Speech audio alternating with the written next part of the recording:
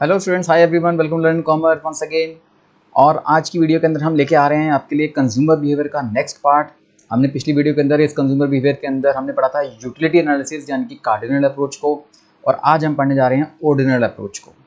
तो ये आज हमारी जो वीडियो रहेगी वो रहेगी ऑर्डिनल अप्रोच पर, यानी कि जो हमने पिछली क्लास के अंदर पिछली वीडियो के अंदर हमने पढ़ा कि ये कार्डिनल अप्रोच वो होता है जिसके अंदर हम अपनी यूटिलिटी को मेजर कर सकते हैं, लेकिन हमारी जो ऑर्डिनल अप्रोच है इसके अंदर कहा जाता है कि जो हमारी यूटिलिटी है इसको मेज़र नहीं कर सकते, हम इसको सिर्फ रैंक कर सकते हैं कि ये ज़्यादा यूटिलिटी देगी या कम यूटिलिटी देगी, हायर सैटिस्फैक्शन लोअर सैटिस्फैक्शन, ऊपर का रैंक नीचे का रैंक, बस। इसके अलावा हम एक्चुअल में हम यूटिलिटी को मेज़र नहीं कर सकते। ये हमारी ऑर्डिनल अप्रोच है। तो ये डिफरेंस है कार्डिनल और ऑर्डिनल के अंदर, जिसके अंदर हम कार्डिनल के अंदर हम अपने चीज़ों को मेज़र करते हैं, सेटिस्फैक्शन को मेज़र कर रहे थे, लेकिन यहाँ पर मेज़र नहीं कर सकते, यहाँ पर रैंक कर सकते हैं। तो स्टार्ट करते हैं इस ऑर्डिनल अप्रोच को, जिसके अंदर हमारा जो टॉपिक है वो है इंडिफरेंस कर्व। ठीक है, तो हमारा टॉपिक क्या है? Indifference curve. ये इंडिफरेंस कर्व का इंपॉर्टेंट टॉपिक है, बहुत इंपॉर्टेंट टॉपिक है आपके कोर्स के हिसाब से, तो इसको आज की वीडियो के अंदर करने जा रहे हैं। तो स्टार्ट करते हैं इस वीडियो के अंदर इंडिफरेंस कर्व के टॉपिक को। तो पहले बात समझने, इंडिफरेंस कर्व में इंडिफरेंस वर्ड क्या होता है। अब ये जो इंडिफरेंस वर्ड है ना, ये बना हुआ है इनडिफरेंट वर्ड से। इनडिफरेंट का मतलब एक होता है आम इंसान में या रोजमर्रा की लैंग्वेज में कि हमें फर्क नहीं पड़ता। इनडिफरेंट, ये मिल जाए या वो मिल जाए, ये हो जाए या वो हो जाए, we are indifferent towards 2 option 3 option, फर्क नहीं पड़ता, कुछ भी मिल जाए। तो उसी चीज को अगर कंसिडर कर रहे हैं तो वहां से निकलता है इंडिफरेंस कर्व। यहाँ पर हम जो यूटिलिटी का यानी कंज्यूमर बिहेवियर को स्टडी करने जा रहे हैं इस इंडिफरेंस कर्व में, यहाँ मीनिंग ये निकलता है कि अगर हम कोई भी दो चीजें एक साथ कंज्यूम कर रहे हैं, दो चीजें मतलब हम बात करेंगे 2 प्रोडक्ट्स की, हम 3 प्रोडक्ट्स की बात नहीं कर पा रहे हैं, तो हम अगर 2 चीजें एक साथ कंज्यूम करते हैं तो उन 2 चीजों में हमें मिलाकर कितनी सैटिस्फैक्शन मिलती है। तो ये डेफिनेशन है हमारे पास, लेकिन डेफिनेशन से पहले आपको समझाऊंगा एक शेड्यूल के थ्रू, एक टेबल के थ्रू। पहले एक शेड्यूल देखते हैं, उसके बाद समझ जाता हूँ कि इसका मीनिंग होता क्या है। तो जैसे मान लो, हम मान के चल रहे हैं कि हमारे पास 2 गुड्स हैं, एक गुड एक्स है और एक गुड वाई है।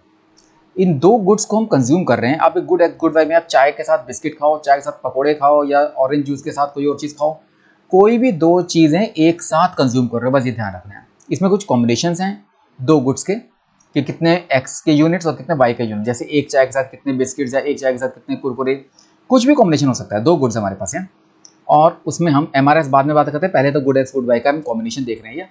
मान लो पहला कॉम्बिनेशन हम चूज करता हूं मैं कि मान लो एक गुड एक्स यानी एक यूनिट गुड एक्स का और 30 यूनिट गुड वाई के। समझ लो छोटे छोटे कुरकुरे के या नमकीन के छोटे छोटे जो वेफर्स होते हैं उसका टुकड़े मान लो, ठीक है ना। तो एक यूनिट चाय के साथ 30 छोटे छोटे यूनिट कुरकुरे के अगर मैं खाता हूं तो मुझे मिलाकर कुछ सेटिस्फेक्शन मिलेगी। इसी तरीके से मैं एक कॉम्बिनेशन और पकड़ता हूं जिसका मैं मान के चलता हूं कि अगर मैं इसको बढ़ा दूं, मान लो चाय को छोड़ो, मैं एक बिस्किट के साथ 30 कुरकुरे खाता हूं, या 2 बिस्किट के साथ मैं 22 कुरकुरे कंज्यूम करता हूं। 22 पैकेट नहीं, 22 यूनिट, छोटे छोटे यूनिट जो कुरकुरे के होंगे। कोई भी और चीज़ ले सकते हो, मैं तो एग्जांपल ले रहा हूँ कि चाय के साथ बिस्किट खाएं या कुरकुरे के साथ बिस्किट खाएं, या कोई ऑरेंजेस के साथ हम कोई और चीज़ खा लें, कोई भी और चीज़ हम साथ कंज्यूम कर रहे हैं। तो एक एग्जांपल मान के चलते हैं कि एक यूनिट गुड एक्स का यानी कि एक बिस्किट के साथ 30 कुरकुरे, 2 यूनिट बिस्किट के साथ 22 कुरकुरे, और ये मान के चलते हैं जितनी सैटिस्फैक्शन हमें एक एक्स और 30 वाई के साथ मिल रही है, यानी कि एक बिस्किट के साथ 30 कुरकुरे खाने से मिलती है, उतनी ही सैटिस्फैक्शन मुझे 2 बिस्किट और 22 कुरकुरे खाने से मिलती है, ये मान के चल रहा हूँ।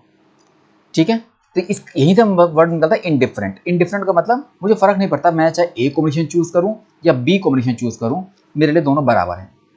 इसी तरीके से मैं और कॉम्बिनेशन पकड़ता हूं कि 3x के साथ 16y, 4x के साथ 12y, या 5x के साथ 10y। हो क्या रहा है कि मैं एक एक करके गुड एक्स को बढ़ा रहा हूं और गुड वाई को धीरे धीरे करके कम करता जा रहा हूं। तो 1x के साथ 30y, 2x के साथ 22y, 3x के साथ 16y, या 5x के साथ 10y, मेरे लिए कोई भी कॉम्बिनेशन आ जाए, जब मुझे मान के चलता हूं कि इन सभी कॉम्बिनेशंस में मुझे सेम सेटिस्फेक्शन मिल रही है, तो मेरे लिए सारे कॉम्बिनेशन क्या हो गए? बराबर हो गए। मुझे फर्क नहीं पड़ता चाहे मुझे ए कॉम्बिनेशन मिले, सी कॉम्बिनेशन मिले, या ई कॉम्बिनेशन मिले, कोई भी कॉम्बिनेशन मिले, मेरे लिए सब बराबर हैं। इसलिए यहां से वर्ड निकलता है इंडिफरेंट, और इस टेबल को बोलते हैं इंडिफरेंट शेड्यूल। समझ गए कंसेप्ट को? तो मैं आपको जो बताना चाह रहा था कि हम 2 चीजें एक साथ कंज्यूम कर रहे हैं, जब हम दो चीज़ें एक साथ कंज्यूम करते हैं तो उनसे मिलने वाले कॉम्बिनेशंस, उनसे जो दो गुड्स के कॉम्बिनेशंस होंगे, उनसे उन कॉम्बिनेशन से मिलने वाली सेटिस्फैक्शन, अगर हर कॉम्बिनेशन बराबर है तो वहाँ से जो कर्व बनाएंगे ना, उसको बोलते हैं हम इंडिफरेंस कर्व। तो एक x के साथ 30y, तो यहाँ से हम डेफिनेशन निकालते हैं। डेफिनेशन का मतलब यहाँ पर है, देखो ये एक ऐसा कर्व है which shows different combination of two goods, यानी कि दो गुड्स के कॉम्बिनेशन हैं x और y के, और वो अलग अलग कॉम्बिनेशन हैं, और हर कॉम्बिनेशन मुझे same level of satisfaction provide कर रहा है। तो it is a curve which shows different combination of two goods which offer the consumer same level of satisfaction. Clear? Different combination of two goods and each combination offers the same level of satisfaction to the consumer. तो ये जो मैंने आपको define किया है, define के हिसाब से मैंने आपको यहाँ पे शेड्यूल भी बताया है, और उस शेड्यूल को अगर हम एक कर्व की शेप दें, अभी MRS को बाद में समझाता हूँ, खाली गुड एक्स और गुड वाई को अगर कॉम्बिनेशन को पकड़ते हैं तो उसके लिए कर्व तैयार करते हैं। चलो एक यहाँ पर ये देखो, यहाँ पर मान के चलता हूँ गुड एक्स है और यहाँ के चलता हूँ गुड वाई है। ठीक है, अभी हम छोटा छोटा प्लॉट करते हैं इसको। वैसे प्लॉटिंग की जरूरत नहीं पड़ती, कर्व तो हम डायरेक्ट बनाते हैं, लेकिन फिर भी छोटी चीज़ें आपको बता रहा हूँ यहाँ पर मैं। मान लो यहाँ पर हम गुड एक्स 1 2 3 4 5 यूनिट्स ले रहे हैं, और यहाँ पर हम ले रहे हैं कुछ कॉम्बिनेशन जो कुछ हमारे पास वाई के हैं। ठीक है, और वाई हमारे पास मैक्सिमम कितना लिया था हमने, 30 तक ले गए थे ना, तो मैं इसको 5 का गैप ले लेता हूँ। 5 10 15, ठीक, 20 25 और 30। ठीक है, इस तरीके से मैंने इनको प्लॉट कर रहा हूं। तो पहले एक x के साथ हम 30y कंज्यूम कर रहे थे, तो एक x के साथ ये 30y का कॉम्बिनेशन यहां पे पुट करता हूं। 2 के साथ कितना है 22, 3 के साथ 16, 2 के साथ है 22 यहां पर, 3 के साथ है 16 जो मैंने कॉम्बिनेशन चूज किया। ठीक है, 4 के साथ है 12 और 5 के साथ है 10, 4 के साथ 12 और 5 के साथ 10। तो ये जो मैंने लगाया, इसको अगर मैं एक कर्व की शेप दूं, देखो थोड़ा हल्का हल्का लेके चलता हूं और फिर इसको ज्वाइन कर देना। ये जो कर्व बन रहा है, ये जो शेप आएगी, ये हमारी बनेगी इंडिफरेंस कर्व की। ठीक है,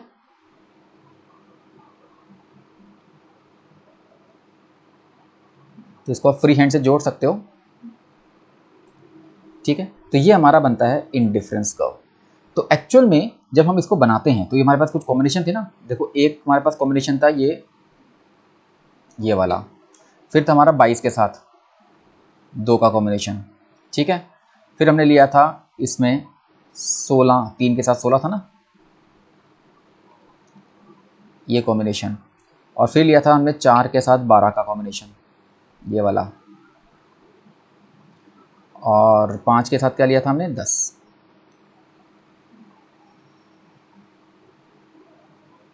तो ये हमने कुछ कॉम्बिनेशन लिए थे, A combination, B C D और ई, इन पांचों को जोड़ के हमने कर्व बना दिया। एक्चुअली में जब हम बनाएंगे ना तो ये एक सिंपल इस शेप में कर्व बनेगा, बस स्ट्रेट। ये तो हमने जोड़ के बनाया है इसलिए ऐसा लग रहा है, वरना इंडिफरेंस कर्व की शेप इस तरीके से बनेगी। ठीक है, ये मैंने बना के दिखाई, इस तरीके से बनेगी। अब ये देखो आप कि अगर हम इन 5 कॉम्बिनेशन को जोड़ के कर्व बना रहे हैं तो इंडिफरेंस कर्व, जो मैंने आपको बताया था कि इंडिफरेंस कर्व एक ऐसा कर्व है जिसमें हम अलग अलग कॉम्बिनेशन शो कर रहे हैं, जो कि 5 कॉम्बिनेशन शो किए हैं दो गुड्स के, और हर कॉम्बिनेशन मान के चलते हैं कि सेम सेटिस्फेक्शन मिल रही है कंज्यूमर को, यानी कि वो ए चूज करे, बी चूज करे, सी डी या ई, इन पांचों कॉम्बिनेशन में उसको सेम सेटिस्फेक्शन मिल रही है। यानी कि इस कर्व के ऊपर जितने ही पॉइंट्स होंगे, तो 5 पॉइंट्स हैं, अगर 10 पॉइंट्स 15 पॉइंट्स और भी ले लूँ, यहाँ बीच में कहीं पे पॉइंट कोई पॉइंट ले लूँ, हर पॉइंट के ऊपर सेम सेटिस्फेक्शन मिलेगी, ये मान के चलते हैं इस इंडिफरेंस कर्व के ऊपर। तो समझ आ गया होगा इंडिफरेंस कर्व का मीनिंग क्या है, इंडिफरेंस कर्व का शेड्यूल कैसे बनाते हैं, इंडिफरेंस कर्व का कर्व कैसे बनाते हैं। लेकिन इसमें जो खास बात जो ध्यान रखनी है वो है MRS की। ये MRS क्या है, this is called marginal rate of substitution. इस पर और भी डिस्कस करेंगे। लेकिन ये जो हमारे पास हम एक के बाद एक कम x बढ़ा रहे हैं और एक के बाद एक y को कम कर रहे हैं, उसको कम करने का तरीका है, ऐसे नहीं लिया। जब एक के साथ 30 लिया था, 2 के साथ 22 ले रहे हैं, तो कितना कम किया हमने इसमें किया 8 कम। ठीक है, फिर 22 के बाद 16 लगाया, यानी एक x को बढ़ाया, पर y को हमने कितना कम कर दिया, हमने 6 कम किया। फिर एक और 3 से 4 आने पे हमने 16 को 12 कर दिया, मतलब 4 यूनिट्स इसके कम कर दिए। और 4 के साथ जब 5 हमने बढ़ाया तो उसमें 12 को 10 कर दिया, यानी कि 2 यूनिट्स हमने कम कर दिए। तो देखो एक एक करके तो x बढ़ रहा है, पर y को कम करने का तरीका देखो, पहले हमने 8 कम किया, फिर 6 कम किया, फिर 4 कम किया, फिर 2 कम किया। अब ये मत सोचना कि 8 6 4 2 कोई गिनती है, कोई 2 का टेबल है। आप चाहो तो पहले 8 कम कर दो, फिर 7 कम कर दो, फिर 3 कम कर दो, फिर 1 कम कर दो। मतलब क्या है? मतलब है कि जो डिफरेंस है ना, जो कम करने का डिफरेंस है, वो लगातार कम होना चाहिए, बस और कुछ नहीं। सिंपल डिफरेंस का रेट आप चाहे पहले 10 कम कर दो, फिर 6 कम कर दो, फिर 2 कम कर दो, फिर 1 कम कर दो, मर्जी है, जैसे मर्जी कम करो, पर जो डिफरेंस है वो लगातार कम होना चाहिए। बस ये ध्यान रखना है इस x को एक एक करके बढ़ाने में और y को सैक्रिफाइस करने में। तो x को बढ़ाने में हम y का कितना सैक्रिफाइस कर रहे हैं, वो जो सैक्रिफाइस है उस सैक्रिफाइस को बोलते हैं मार्जिनल रेट ऑफ सब्स्टिट्यूशन। और जो सैक्रिफाइस है और जो MRS है वो लगातार डिमिनिश कर रहा है। ये खास बात ध्यान रखनी है, और अगर ये खास बात ध्यान रखते हैं तो हमारा कर्व इस शेप का आ जाएगा ऑटोमेटिकली। ठीक हो गया? ये हो गया इंडिफरेंस कर्व के बारे में। अब इसी के साथ जुड़ा हुआ टॉपिक जो हमारा MRS का है उसको समझाता हूं। मार्जिनल रेट ऑफ सब्स्टिट्यूशन, जो मैंने अभी आपको बताया, इसका मीनिंग क्या है? वो रेट जिस रेट से एक कंज्यूमर एक गुड को पाने के लिए दूसरे गुड का सैक्रिफाइस करता है, यानी x को पाने के लिए y का कितना सैक्रिफाइस किया है, वो जो सैक्रिफाइस है, वो जो सब्स्टिट्यूशन है, वो जो सब्स्टिट्यूट किया गया है, बस उसी को हम MRS बोलते हैं। तो इट इज द रेट, वो रेट जिस रेट पर कंज्यूमर किसी भी एक गुड को सब्स्टिट्यूट करता है, सैक्रिफाइस करता है to obtain one more unit of other good. किसी एक गुड को एक्स्ट्रा पाने के लिए दूसरे गुड को कितना सब्स्टिट्यूट या सैक्रिफाइस किया, उसको हम MRS यानी मार्जिनल रेट ऑफ सब्स्टिट्यूशन बोलते हैं। और जनरली ये जो होता है ना इंडिफरेंस कर्व का स्लोप होता है, इसको हम स्लोप बोलते हैं। ठीक है, it is called the slope of. अब आपसे MCQ पूछ सकते हैं what is called the slope of indifference curve, तो MRS। या पूछ सकते हैं MRS को क्या बोलते हैं, हम स्लोप ऑफ इंडिफरेंस कर्व बोलते हैं। तो ये ध्यान रखना है इन चीजों को। अब बात करते हैं इसके अंदर हम MRS का एक फॉर्मूला। यहाँ पे बात कर रहे थे जैसे कि हमने x को बढ़ा रहे हैं और y को कम कर रहे हैं, बस वही चीज़ ध्यान रखनी है, y को कितना कम कर रहे हैं और x को कितना बढ़ा रहे हैं। तो loss of good y and gain of good x, ध्यान रखना, लॉस ऊपर रखना है, गेन नीचे रखना है। तो change in y upon change in x, change in y में हम यहाँ बात कर रहे हैं कि ऊपर चेंज में लॉस दिखाना है, ध्यान रखना, यानी कि जितना सेक्रीफाइस हुआ है। तो sacrifice of good y upon gain of good x। अब ये उल्टा भी हो सकता है, x को लॉस और y का गेन, कुछ भी हो सकता है, पर इससे फर्क नहीं पड़ता। ध्यान ये रखना है कि लॉस को न्यूमरेटर में और गेन को डिनोमिनेटर में रखना है बस। तो कोई भी good x y z a b c d कुछ भी हो सकता है। तो loss of good y upon gain of good x, या फिर sacrifice in good x upon gain of sacrifice in good y upon gain of good x, that is the formula of marginal rate of substitution. ठीक है, अब इसमें एक topic आता है indifference map का। अब तक तो समझ आ गया होगा। अगर समझ आ रहा है और पसंद आ रहा है तो लाइक कीजिए, शेयर कीजिए, सब्सक्राइब भी कीजिए, और साथ साथ इन टॉपिक्स को आगे बढ़ाते रहिए। हमारे पास इंडिफरेंस मैप, जैसे मैंने आपको इंडिफरेंस कर्व बनाया था ना, इस तरीके से हमारा कोई इंडिफरेंस मैप भी बन सकता है। मान लो हमारे पास, मैं कुछ इंडिफरेंस कर्व बनाता हूँ, एक इस शेप का, एक इस शेप का, तीनों की शेप एक ही है। तो ये हमने क्या किया, 3 अलग अलग इंडिफरेंस कर्व बना दिए। तो मैं कहूँगा इसको indifference curve 1, indifference curve 2, indifference curve 3, 3 indifference curve है।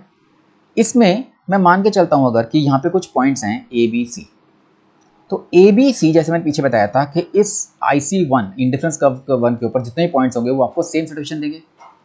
अगर मैं यहाँ पे पॉइंट्स देता हूँ D और E, तो D और E जो हैं वो आपको सेम सैटिस्फैक्शन देंगे, लेकिन जो D और E है ना, वो ABC के मुकाबले में आपको ज़्यादा सैटिस्फैक्शन देंगे। ऐसे यहाँ पर कोई पॉइंट F लेता हूँ या G लेता हूँ, तो ये भी आपके लिए F और G सेम सैटिस्फैक्शन दे रहे हैं, यानी उस कर्व के ऊपर जो पॉइंट्स हैं, उस लाइन के ऊपर जो पॉइंट्स हैं, वो तो सेम सैटिस्फैक्शन दे रहे हैं, बट जितना आप हायर जाते जाओगे उतना सैटिस्फैक्शन लेवल बढ़ता जाएगा। तो पहले बात करते हैं इंडिफरेंस मैप की। इंडिफरेंस मैप आता है, it is a group of indifference curve. ये बहुत सारे इंडिफरेंस कर्व का एक ग्रुप है, एक चार्ट है जो अलग अलग सैटिस्फैक्शन लेवल शो करता है। यानी IC1 पे सैटिस्फैक्शन लेवल अलग है, IC2 पे सैटिस्फैक्शन लेवल अलग है, और IC3 पे सैटिस्फैक्शन लेवल अलग है। लेकिन IC1 के मुकाबले में IC2 के ऊपर जो पॉइंट्स हैं वो हायर सैटिस्फैक्शन दे रहे हैं, IC2 के मुकाबले में IC3 पे जो पॉइंट्स हैं वो आपको ज़्यादा सैटिस्फैक्शन दे रहे हैं। मतलब IC3 is giving more satisfaction than the points on IC2, and IC2 पे जो पॉइंट्स हैं they are giving more satisfaction than the points on IC1। तो बहुत सारे इंडिफरेंस कर्व और बना सकते हो, जितना ऊंचा जाते जाओगे उतना सैचुरेशन लेवल बढ़ता जाएगा। It is a group of indifference curve that gives different level saturation. हर एक कर्व के ऊपर अलग अलग सैचुरेशन लेवल है, बट उस कर्व, एक पर्टिकुलर कर्व के ऊपर जो पॉइंट्स होंगे वो आपको सेम सैचुरेशन प्रोवाइड कर देंगे। तो इस इंडिफरेंस कर्व के ग्रुप को हम बोलते हैं इंडिफरेंस मैप। अब अगला टॉपिक जो हमारे पास आता है वो है इस फीचर्स, इंडिफरेंस कर्व के फीचर्स। आईसी के फीचर्स क्या हैं? इनमें कुछ फीचर्स में सबसे पहला फीचर जो आपको बताता हूँ वो होता है हमारा, मैंने आपको शेप बताई थी जैसे कि इंडिफरेंस कर्व नेगेटिव स्लोप है। नेगेटिव स्लोप मतलब it slope downward from left to right, जो मैंने आपको यहाँ बताया, ठीक है ना। यानी कि ये आपका इस तरीके से आपका शेप बनती है, ठीक है। इंडिफरेंस कर्व और नेगेटिव स्लोप, नेगेटिव स्लोप मतलब slope downward from left to right, ऊपर से नीचे जाएगा। तो ये मैंने आपको बना के दिखाया, पर वो अब पीछे बना दिया था हमने। लेकिन अब ये इंडिफरेंस कर्व नेगेटिव स्लोप बनता क्यों है, उसका रीज़न है। उसका रीज़न ये है, जब भी एक कंज्यूमर इंक्रीज करता है एक कमोडिटी की कंजम्पशन को, तो उसको दूसरे कमोडिटी की कंजम्पशन को रिड्यूस करना पड़ेगा।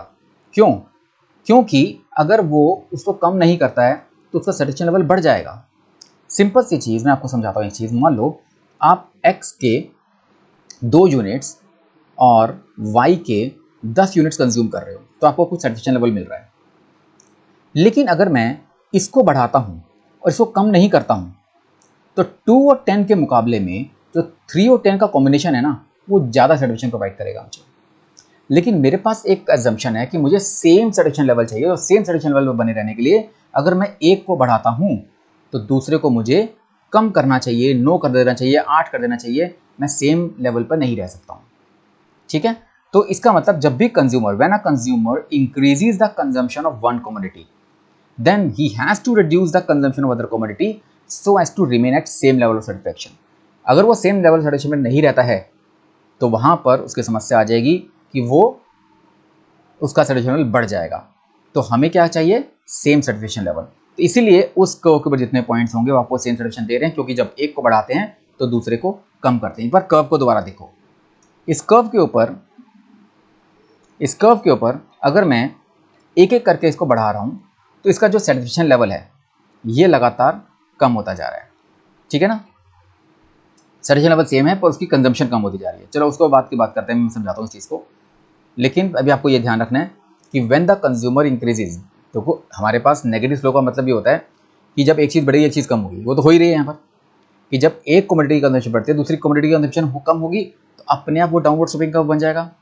तो when a consumer increases the consumption of one commodity, he has to reduce the consumption of other commodity, ताकि वो सेम सैटिस्फैक्शन लेवल पर बने रह सके। क्योंकि अगर वो ऐसा नहीं करता है तो उसका सैटिस्फैक्शन लेवल बढ़ जाएगा या कम हो जाएगा या चेंज हो जाएगा, ठीक है।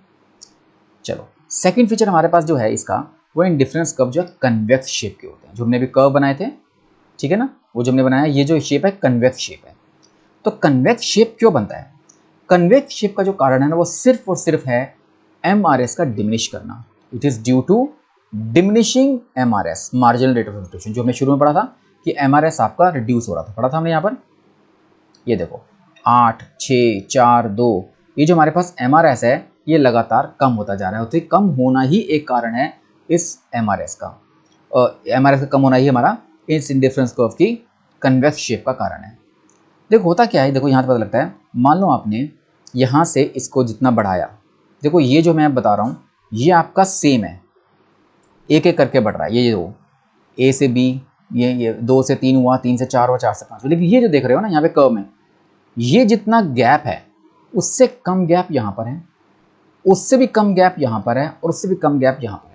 यानी इसको बढ़ाने के लिए जो ये सेक्रीफाइस किया, फिर इसको बढ़ाने के लिए जो सेक्रीफाइस किया, ये जो सेक्रीफाइस है इस सेक्रीफाइस से कम है।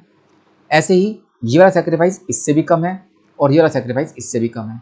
तो लगातार सेक्रीफाइस कम हो रहा है, इसको बोलते हैं MRS का डिमिनिश होना। ये जो MRS डिमिनिश हो रहा है ये एक सबसे बड़ा कारण है इसके कन्वेक्स शेप होने का। तो सेकंड फीचर हमारा क्या हो गया इसका, कि अगर ये कन्वेक्स शेप बनता है तो इसका कारण है diminishing marginal rate of substitution. Third feature हमारे पास जो है इसका इंडिफरेंस कर्व का, कि indifference curve can never touch और इंटरसेक्ट ईच अदर। अब कैसे? मान लो for example let us assume करते हैं कि हमारे पास ये दो कर्व हैं, एक कर्व ये है और एक कर्व ये है। ये IC1 बनाया और ये IC2 बनाया। मैं इसको दोबारा बनाता हूँ ढंग से देखो।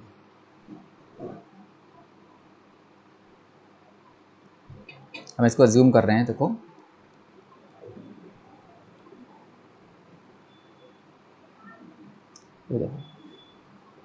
एक का बनाया मैंने ये और एक का बनाया मैंने ये IC1 IC2 और यहाँ कुछ पॉइंट्स ले लिए। यहाँ पर देखो कुछ पॉइंट्स ABC। अब देखो हम एज्यूम कर रहे हैं कि ये दो IC इंटरसेक्ट कर रहे हैं। अब यहाँ पे देखो ऑन IC1 के ऊपर जो पॉइंट्स हैं A और B, मैंने ऐसे बताया था कि हर इंडिफरेंस कर्व जो पॉइंट्स होगा वो सेम सैटिस्फैक्शन प्रोवाइड करते हैं। इसी तरीके से A और B अगर सेम सैटिस्फैक्शन प्रोवाइड कर रहे हैं तो जो IC2 के ऊपर पॉइंट्स होंगे A और C वो आपको सेम सैटिस्फैक्शन प्रोवाइड करेंगे। इसका मतलब A और B का सैटिस्फैक्शन सेम लेवल है और इस कर्व के हिसाब से A और C का सैटिस्फैक्शन लेवल सेम है। तो अगर मैथमेटिकली देखी जाए A equal to B, A equal to C, इसका मतलब B और C बराबर होने चाहिए। बट B और C बराबर कैसे हो सकते हैं? B satisfaction cannot be equal to C satisfaction. क्यों? Because as they are on different ICs, क्योंकि वो दो अलग अलग कर्व के ऊपर हैं और अलग अलग कर्व के ऊपर अलग अलग सैटिस्फैक्शन लेवल आती है। ये हमने पीछे भी देखा था। तो इसका मतलब हमारी एजम्पशन गलत है। अब हमारी एजम्पशन गलत होगी जो हमने मानी थी कि दो इंटरसेक्ट कर रहे हैं कर्व्स, तो वो एजम्पशन गलत है। इसका मतलब दो IC कैन नेवर इंटरसेक्ट। ये दो इंडिफरेंस कर्व कभी भी एक दूसरे को इंटरसेक्ट या टच नहीं कर सकते।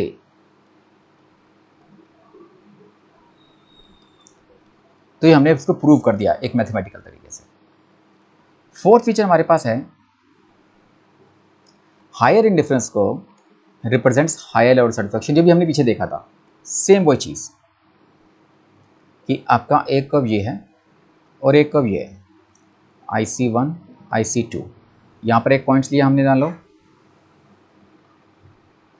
मान लो एक पॉइंट ये है और एक पॉइंट ये है।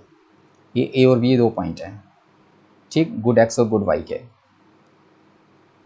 और यहाँ पर हम कोई पॉइंट्स ले रहे हैं। फॉर एग्जांपल मैंने यहाँ पर एक पॉइंट लिया देखो, और यहाँ पे एक गुड लेके चल रहा हूँ। मान लो ये हमारे पास 2 और 3 है और ये हमारे पास 6 और 10 है। अब हमारे पास एक कॉम्बिनेशन जो था यहाँ पर हमने जो लिया, मैं इस पॉइंट को ले लेता हूँ देखो यहाँ से। तो अगर मैं ये वाला पॉइंट लेता हूँ तो जो कि हमारे पास 4 आ सकता है। तो जो मेरे पास 2 और 10 का कॉम्बिनेशन है जो पहले वाले कर्व के ऊपर है, और ये वाला जो कर्व है यहाँ पर आ रहा है 4 और 10 IC2 के ऊपर। तो 2 और 10 का कॉम्बिनेशन इस IC1 के ऊपर है, 4 और 10 का कॉम्बिनेशन IC2 के ऊपर है, ठीक है। यहाँ पर हमने 2 को 4 तो कर दिया, बढ़ा दिया, लेकिन वो 10 का 10 है। तो ये लेकिन जो है IC2 का जो सैटिस्फैक्शन लेवल है वो IC1 में बढ़ गया, क्योंकि 410 गिव्स मोर सैटिस्फैक्शन देन 210। तो इसका मतलब IC2 गिविंग मोर सैटिस्फैक्शन, तो IC2 हायर लेवल पर है। तो इसका मतलब हायर इंडिफरेंस कर्व जो होगा हमेशा हायर सैटिस्फैक्शन लेवल प्रोवाइड करेगा। ऐसे और ऊपर जाते जाओगे आपका सैटिस्फैक्शन लेवल और बढ़ता जाएगा, ठीक है।